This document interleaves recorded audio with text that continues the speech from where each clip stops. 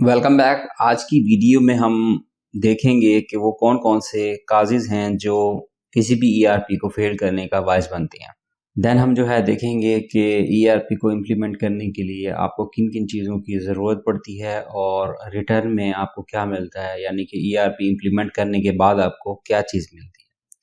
उसके बाद हम बिज़नेस की कुछ टर्म्स को देखेंगे कि बिज़नेस क्या होता है, फंक्शनल एरियाज़ क्या होते हैं, बिज़नेस फंक्शंस क्या होते हैं। हम उनको टाइम टू टाइम स्टडी करेंगे।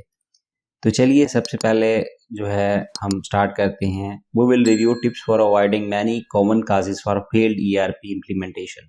ये बात ज़रूरी नहीं है कि किसी भी ऑर्गेनाइजेशन में जब ईआरपी इम्प्लीमेंट किया जाए तो वो सक्सेसफुल हो जाए, ऐसा बिल्कुल भी नहीं है। समटाइम आपकी ईआरपी की इम्प्लीमेंटेशन फेल्ड हो जाती है।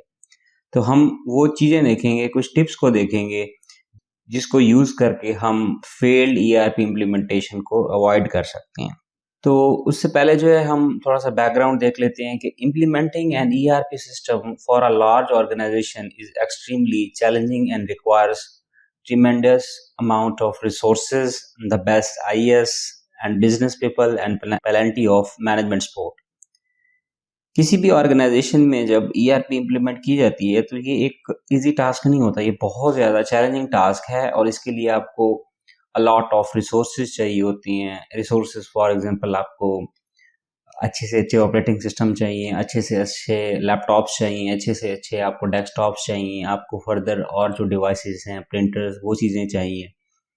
उसके बाद आपको आईएस चाहिए, इंफॉर्मेशन सिस्टम पर्सन चाहिए जो इंफॉर्मेशन सिस्टम को मैनेज करना जानते हो, आपको वो लोग चाहिए। उसके बाद आपको कुछ बिजनेस पर्सन चाहिए जो बिजनेस को समझते हों ताकि वो आपको बता सकें कि उनकी रिक्वायरमेंट्स क्या हैं।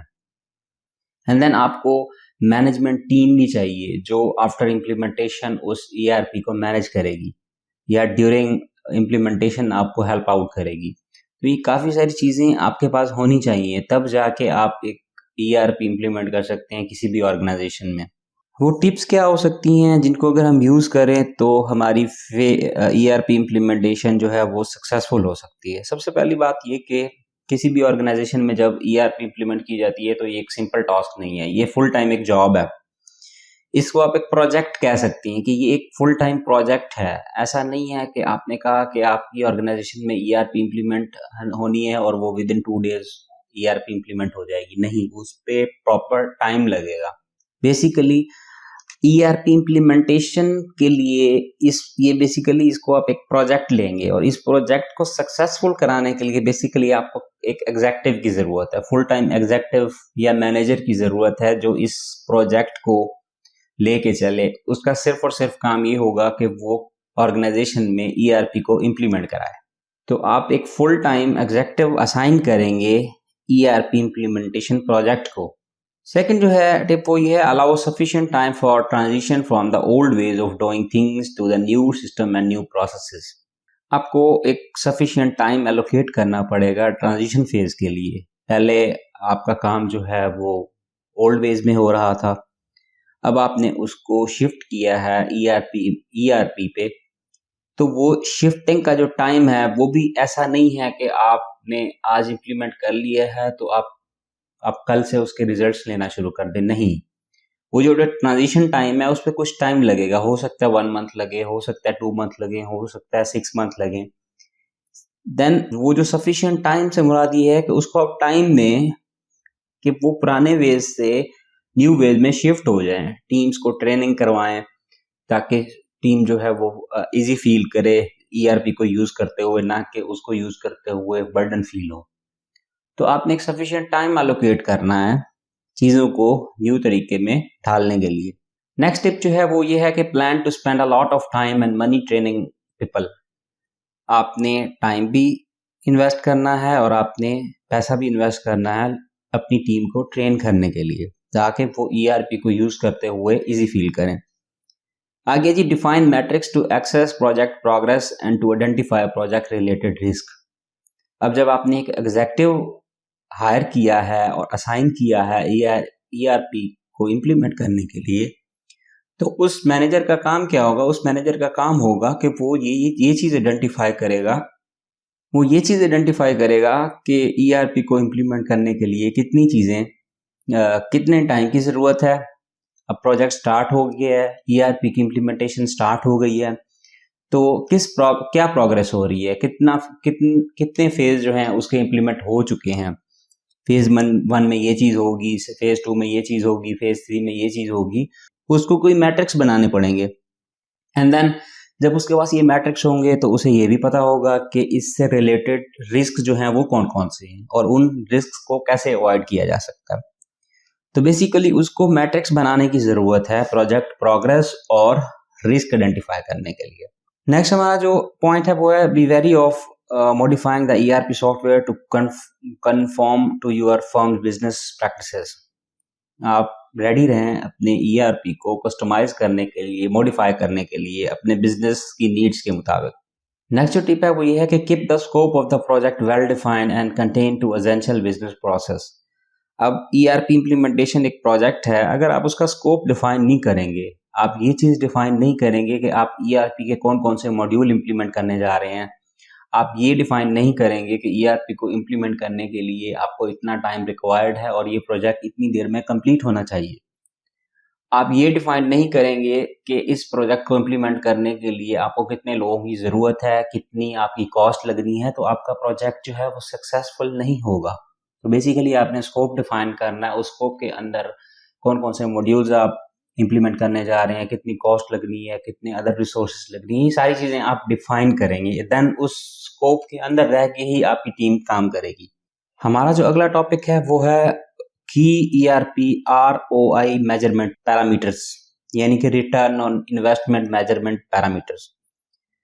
तो अब हम देखेंगे कि रिटर्न ऑफ इन्वेस्टमेंट सबसे पहले देखेंगे ये क्या होती है, देन उसके पैरामीटर्स क्या होते हैं। तो अगर आरओआई की डेफिनेशन देखूं तो the ratio of a profit और loss made in a fiscal year expressed in term of an investment, कि आपकी टोटल इन्वेस्टमेंट क्या थी, आपका नेट प्रॉफिट क्या है, उसकी जो रेशो है उसको हम आरओआई का नाम देते हैं। इसको मैं एक एग्जांपल से समझाने की कोशिश करता हूँ कि फॉर एग्जांपल आपने इन्वेस्टमेंट की 1000 की, 1 ईयर गुजरा एंड 1000 जो था उसकी वैल्यू बढ़ के 1100 हो गई, तो आपका जो रिटर्न ऑन इन्वेस्टमेंट होगा वो होगा 10%, यानी कि 100 है तो आप उसको net profit divided by total investment, आपका नेट प्रॉफिट टोटल कितना है उसको डिवाइड करेंगे टोटल इन्वेस्टमेंट पे एंड देन मल्टीप्लाई करेंगे 100 पे, तो आपको रिटर्न ऑन इन्वेस्टमेंट मिल जाएगा। तो आपका वो जो 100 है बेसिकली वो रिटर्न ऑन इन्वेस्टमेंट है, अगर उसकी परसेंटेज निकाली जाए तो वो 10% बनता है। अब इसके की मेजरमेंट्स पैरामीटर कौन से हैं, तो पहला स्टेप तो ये है कि is to determine cost of various component of the project.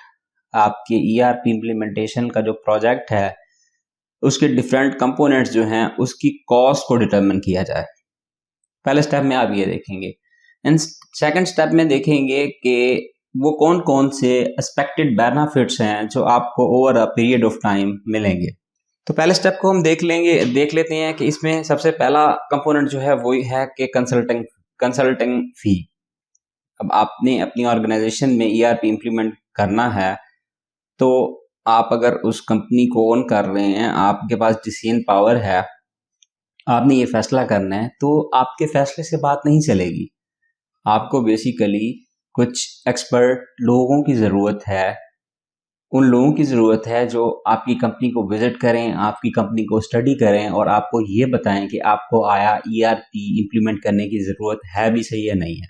अगर ज़रूरत है तो कौन सी ईआरपी आपके लिए बेस्ट रहेगी, आपकी ईआरपी में कौन कौन से मॉड्यूल्स जो हैं वो इम्प्लीमेंट होने की ज़रूरत है, इस पे कितना टाइम लगेगा, कितनी कॉस्ट आएगी, वो सारी आपको एक कंसल्टेंट, ईआरपी कंसल्टेंट बताएगा एंड वो आपसे अपनी कंसल्टेंसी की फी लेगा। सेकंड है आपके पास लाइसेंस फी। आप जो भी ईआरपी इम्प्लीमेंट करने जा रहे हैं, अगर वो ओपन सोर्स नहीं है तो आपको ईआरपी की लाइसेंस फी पे करनी पड़ेगी। वो लाइसेंस फी मंथली भी हो सकती है, वो लाइसेंस फी ईयरली भी हो सकती है और वो लाइसेंस फी जो है वन टाइम भी हो सकती है। नॉर्मली तौर पे वो आपको ईयरली पे करनी पड़ेगी। देन आगे जो है वो है मॉडिफिकेशन एंड इम्प्लीमेंटेशन कॉस्ट। आप जो भी ईआरपी इम्प्लीमेंट कर रहे हैं उसको अगर अपने बिजनेस प्रोसेस के मुताबिक आपने मॉडिफाई किया है तो उसकी जो मॉडिफिकेशन कॉस्ट है वो भी आपको बेयर करनी पड़ेगी। देन है आपके पास हार्डवेयर कॉस्ट। उस ईआरपी के लिए जो सपोर्टेड डिवाइसेस हैं, जो सपोर्टेड हार्डवेयर की जरूरत है, वो भी आपको खरीदना पड़ेगा, उसकी भी कॉस्ट आपको बेयर करनी पड़ेगी। नेक्स्ट है जनाबे वाला आपके पास मेंटेनेंस कॉस्ट। अब आपने ईआरपी इंप्लीमेंट कर दिया, ऐसा नहीं है कि वो इंप्लीमेंट हो गया और आपने उसको छोड़ दिया, उसको मेंटेन करने के लिए भी आपको कॉस्ट की जरूरत है और वो कॉस्ट भी आपको बेयर करनी पड़ेगी। सेकंड स्टेप को देख लेते हैं, जिसमें हम ये चीज एक्सपेक्ट करेंगे कि over a period of time हमें कौन कौन से बेनिफिट्स मिलने वाले हैं। पहला जो है वो रिडक्शन ऑफ इन्वेंट्री लेवल। आपका इन्वेंट्री लेवल कम हो जाएगा। कैसे? पहले आपके पास स्टॉक होता था 3000 आपके पास क्वांटिटी होती थी और आपकी जो मंथली सेल होती थी वो 1000 होती थी, तो आपका 2000 क्वांटिटी जो है वो ब्लॉक हुई पड़ी होती थी। आपके लिए वो समझे यूजलेस थी। क्यों? समटाइम ऐसा भी होता था कि आपके कुछ आइटम एक्सपायर हो जाते थे। अगर आपके पास ईआरपी इंप्लीमेंट होगा तो आपको ये सारी चीज पता होगी कि आपके पास ऑलरेडी इस वक्त कितना स्टॉक मौजूद है। पहले आपको ये नहीं पता होता था कि आपकी एक्चुअल में मंथली सेल है कितनी। जब आपको ये पता लग रहा है कि आपकी मंथली सेल 1000 है, तो आप 3000 पीसेस मंगाने के बजाय आप 1100 पीसेस मंगा लेंगे, तो आपके वो जो 1900 आइटम की कॉस्ट है वो आपको बच जाएगी, तो आपका इन्वेंट्री लेवल जो है वो रिड्यूस हो जाएगा। सेकंड है ऑपरेशन कॉस्ट। आपकी ऑपरेशन कॉस्ट जो है वो भी बच जाएगी, लेबर कॉस्ट भी आपकी बच जाएगी। पहले एक काम करने के लिए आपको 10 बंदों की जरूरत होती थी, अब आपने ईआरपी इंप्लीमेंट करा लिया है तो हो सकता है उस 10 के बजाय आपको 2 लोगों की जरूरत पड़ रही है, तो आपकी लेबर कॉस्ट भी बच रही है।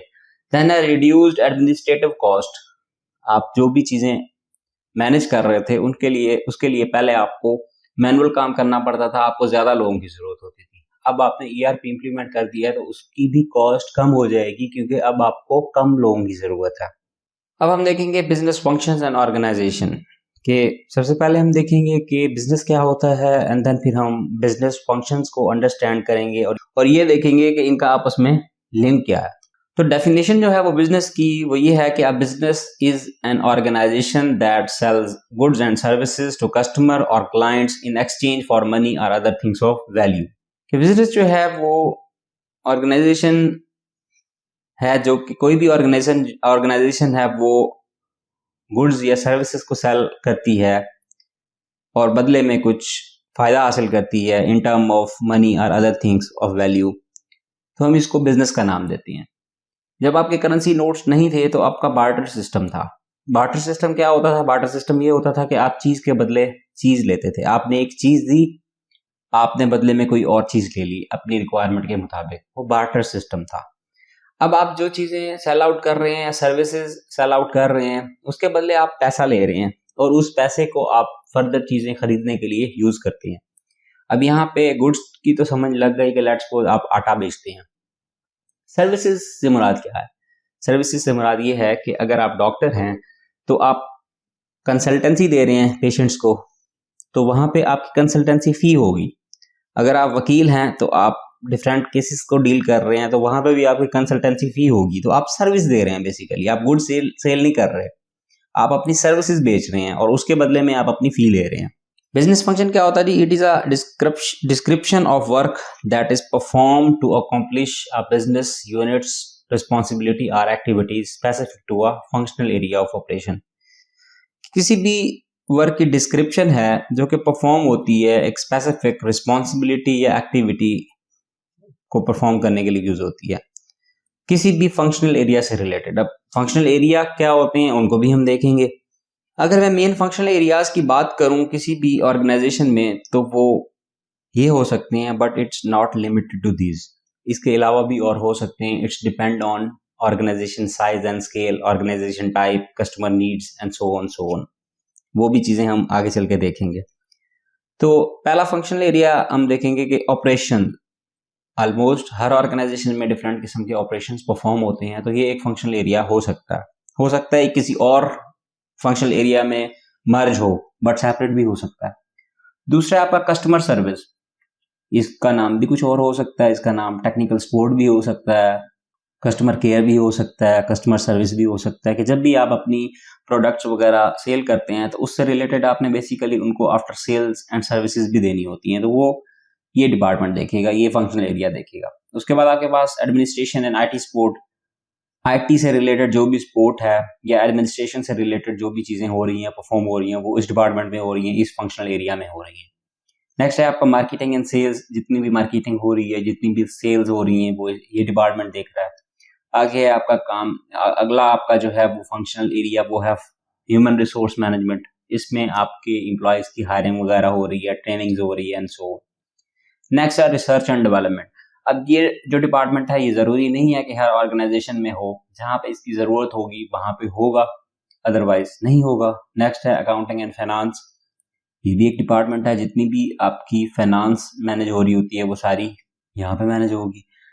तो ये जो फंक्शनल एरियाज हैं ये कॉमन फंक्शनल एरियाज हैं, बट ज़रूरी नहीं है कि ये सारे ही एक ऑर्गेनाइजेशन में एग्जिस्ट करते हो सकता है कम हो सकता है ज़्यादा हो। I mean, में आपस में लिंक किया है, तो all functional areas must link together to achieve the overall aims and objectives. This means cooperation and good communication. अब इन तमाम फंक्शनल एरियाज को आपस में कम्युनिकेट अच्छे से करना चाहिए ताकि वो ऑर्गेनाइजेशन के जो गोल्स हैं या एम्स हैं उनको अचीव कर सकें। उनकी कम्युनिकेशन जितनी बेहतर होगी, उनकी आपस में डाटा शेयरिंग जितनी बेहतर होगी, उतना ही आपकी कंपनी ग्रो करेगी और उसके ऑब्जेक्ट को अचीव करने में आसानी होगी। No two businesses are same, functions will vary because of size and scale of business. तो कोई भी दो बिजनेस जो है वो सेम नहीं होते। जब वो दो बिजनेस सेम नहीं होते तो उसके जो फंक्शंस हैं हो सकती हैं, फंक्शनल एरियाज वगैरह डिफरेंट हो सकती हैं। तो ये कैसे, कौन कौन से वो फैक्टर हैं जिनकी वजह से वो डिफरेंट हो सकती हैं। तो पहला ये है कि size and scale of a business. आपकी ऑर्गेनाइजेशन का साइज एंड स्केल के मुताबिक आपके फंक्शनल एरियाज जो हैं वो होंगे। सेकंड है एक्टिविटीज ऑफ अ बिजनेस। आपकी बिजनेस की एक्टिविटीज की अगर नेचर डिफरेंट है तो आपके जो फंक्शनल एरियाज हैं वो भी डिफरेंट हो जाएंगे। देन है टाइप्स ऑफ कस्टमर। अब टाइप्स ऑफ कस्टमर कैसे, फॉर एग्जांपल अगर आप रिटेल में डील कर रहे हैं तो हो सकता है उसके फंक्शनल एरियाज और हों, अगर आप होलसेल में डील कर रहे हो तो हो सकता है उसकी फंक्शनल एरियाज डिफरेंट हो। नेक्स्ट है नीड्स ऑफ कस्टमर। कस्टमर की नीड्स भी एक बड़ा फैक्टर है जिससे आपके फंक्शनल एरियाज डिफरेंट हो सकती है। नेक्स्ट है आपके पास प्रेफरेंस ऑफ ओनर्स। समटाइम ये भी होता है कि कंपनी का जो ओनर होता है वो डिसाइड करता है कि उसके फंक्शनल एरियाज, कंपनी के फंक्शनल एरियाज कौन कौन से होने चाहिए।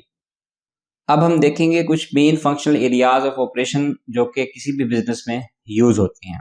तो in a small business work will be done by one और two individual, and in a medium large business work will be done by individuals working in functional areas और departments. अब अगर ऑर्गेनाइजेशन छोटी सी है तो वहां पे हो सकता है एक बंदा मल्टीपल फंक्शनल एरियाज में काम कर रहा हो। फॉर एग्जांपल एक ही बंदा सेल्स को भी देख रहा हो और एक ही बंदा मार्केटिंग को भी देख रहा हो। जबकि अगर मीडियम एंड लार्ज बिजनेस की मैं बात करूं तो वहां पे हो सकता है कि ग्रुप ऑफ पीपल एक फंक्शनल एरिया में काम कर रहे हो। तो ये एक छोटा सा डिफरेंस है। Most companies have 4 main functional areas of operation. वो ये हैं marketing and sales, accounting and finance, supply chain management, human resource management. Each area is composed of variety of narrower business functions which are activities specific to that functional area of operation। अब हर functional area जो है उसके अंदर different किस्म के business functions हो सकती हैं। अब हम ये देखेंगे, कुछ एग्जांपल्स को देखेंगे business functions of functional areas of operation, कि किसी भी फंक्शनल एरिया में डिफरेंट बिजनेस फंक्शंस कौन कौन से हो सकते हैं। तो सबसे पहले जो है वो हम देखते हैं मार्केटिंग एंड सेल्स फंक्शंस को। तो उनमें ये कुछ फंक्शंस मैंने यहाँ पे मेंशन किए हुए हैं, ये हो सकते हैं, बट ज़रूरी नहीं है कि हर ऑर्गेनाइजेशन में इनका नाम सेम हो, इनके नेम डिफरेंट हो सकते हैं। अब marketing and sales functional area को अगर मैं देखूं तो वहां पे एक फंक्शन है कि मार्केटिंग का प्रोडक्ट की मार्केटिंग हो रही है। सेकेंड है टेकिंग सेल्स ऑर्डर, कि वही डिपार्टमेंट ऑर्डर्स भी ले रहा है और वही डिपार्टमेंट कस्टमर को सपोर्ट भी दे रहा है, एंड वही डिपार्टमेंट सीआरएम को भी देख रहा है, यानी कस्टमर रिलेशनशिप मैनेजमेंट को भी देख रहा है, एंड वही डिपार्टमेंट सेल्स फॉरकास्टिंग भी कर रहा है, एंड वही डिपार्टमेंट एडवर्टाइजिंग भी कर रहा है। अब ये सारे फंक्शन जो हैं ये हो सकता है कि ये डिपार्टमेंट कर रहा हो सकता है इनमें से कुछ फंक्शंस वो परफॉर्म कर रहा है, कुछ फंक्शन ना परफॉर्म कर रहा हो। तो ये डिपेंड करता है अगेन आपकी ऑर्गेनाइजेशन की टाइप पे, साइज पे एंड सो ऑन। जो पीछे हमने चीजें पढ़ी हैं उन चीजों पे डिपेंड करता है। अगर यहाँ पे मैं supply chain management functional area की बात करूं तो उसके फंक्शंस ये हो सकते हैं: purchasing goods and raw material, and then receiving that raw material, कि आपने जो रॉ मटेरियल ख़रीदा है देन उसको रिसीव करना है। ट्रांसपोर्टेशन एंड लॉजिस्टिक, आपने कोई प्रोडक्ट, आपके पास ऑर्डर आया है, सेल्स डिपार्टमेंट ने ऑर्डर रिसीव किया एंड उसने आपको भेज दिया कि ये प्रोडक्ट आपने फलां जगह पे भेजनी है, तो आपने ट्रांसपोर्टेशन एंड लॉजिस्टिक को भी देखना है। देन स्केजुलिंग प्रोडक्शन रन्स, आपकी जो जो प्रोडक्शन हो रही है आप उसको भी देख रहे हैं। ये सप्लाई चेन मैनेजमेंट के फंक्शन हो सकते हैं, पॉसिबल है। आप मैन्युफैक्चरिंग को भी देख रहे हैं और है ना आप प्लांट मेंटेनेंस को भी देख रहे हैं कि प्लांट एक चल रहा है, 2 सालों से चल रहा है, वैसे तो नहीं है कि वो चलता ही रहेगा, डेफिनेटली उसको कोई time to time maintenance require है, तो ये डिपार्टमेंट उस मेंटेनेंस को भी देख सकता है। अब ये जो फंक्शंस हैं, ये अगेन मैं वही बात करूंगा कि ये फिक्स नहीं है, हो सकता है इनका नाम जो है किसी ऑर्गेनाइजेशन में एक हो और किसी ऑर्गेनाइजेशन में कोई और नाम हो, और ये चेंज भी हो सकते हैं कि एक ऑर्गेनाइजेशन में कुछ हो रहे हो, कुछ ना हो रहे हो, दूसरे ऑर्गेनाइजेशन में सारे हो रहे हो, ये भी पॉसिबिलिटी है। नेक्स्ट आपके पास है ह्यूमन रिसोर्स मैनेजमेंट के फंक्शंस, जिसमें है हायरिंग के, जितने भी आप एम्प्लॉइज हैं हायर कर रहे हैं, उनको रिक्रूट कर रहे हैं। देन जब न्यू एम्प्लॉइज आ रहे हैं तो उनको डिफरेंट किस्म की ट्रेनिंग की ज़रूरत है, आप उनको ट्रेनिंग भी करा रहे हैं। देन यही डिपार्टमेंट रिस्पॉन्सिबल है पेरोल का, कि कौन कौन सी कितनी कितनी सैलरी किस किस एम्प्लॉय को देनी है। देन कौन कौन से बेनिफिट्स जो हैं किन किन एम्प्लॉयज को देने हैं और कब कब देने हैं, ये सारी रिस्पॉन्सिबिलिटीज इस फंक्शनल एरिया की हैं। देन गवर्नमेंट कंप्लायंसेस, कि गवर्नमेंट कंप्लायंस को भी यही डिपार्टमेंट देख रहा है। आगे आपके पास अकाउंटिंग एंड फाइनेंस के फंक्शन, उसमें कॉस्ट एलोकेशन एंड कंट्रोल, कि जितनी भी कॉस्ट हो रही है, कॉस्टिंग हो रही है ऑर्गेनाइजेशन में, ये डिपार्टमेंट उस तमाम कॉस्ट को देख रहा है कि इस चीज़ पे इतनी कॉस्ट आनी है, इस चीज़ पे इतनी कॉस्ट आनी है, इस चीज़ पे इतनी कॉस्ट आनी है।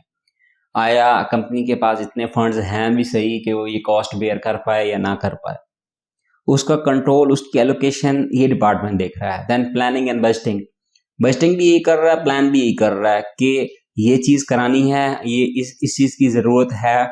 Let's suppose human resource management ने एक ट्रेनिंग करानी है एम्प्लॉयज़ के लिए, तो उस ट्रेनिंग के लिए डेफिनेटली कुछ ना कुछ तो फाइनेंस की ज़रूरत पड़ेगी। अब अकाउंटिंग एंड फाइनेंस डिपार्टमेंट बताएगा कि हाँ हमारे पास इतने फंड्स हैं, हम ये ट्रेनिंग ऑर्गेनाइज कर सकते हैं। देन आगे कैश फ्लो मैनेजमेंट, कि जितना भी आपका कैश ऑर्गेनाइजेशन में चल रहा है उसका फ्लो जो है वो भी यही डिपार्टमेंट देख रहा है।